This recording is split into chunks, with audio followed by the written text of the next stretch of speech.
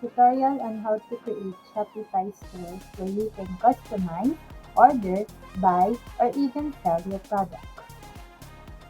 Simple step is search and log in using your Gmail account.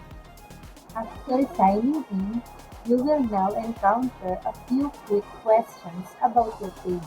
All you need to do is answer it honestly.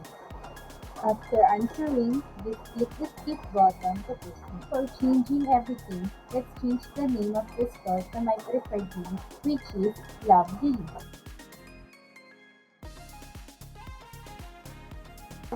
14.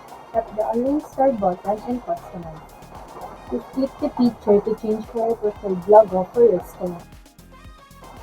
Also, don't forget to delete the unnecessary text. Don't forget to change all the necessary things and put important details in the description box below. Your store needs it to make it more appealing for viewers and buyers.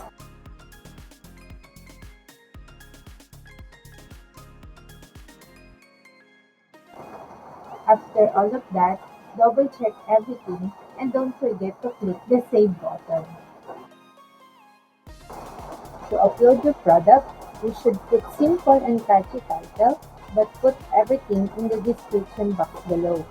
Upload all the photos you have about your product for better viewing of the buyer. Don't forget to change the price of your product. Also, check the categories.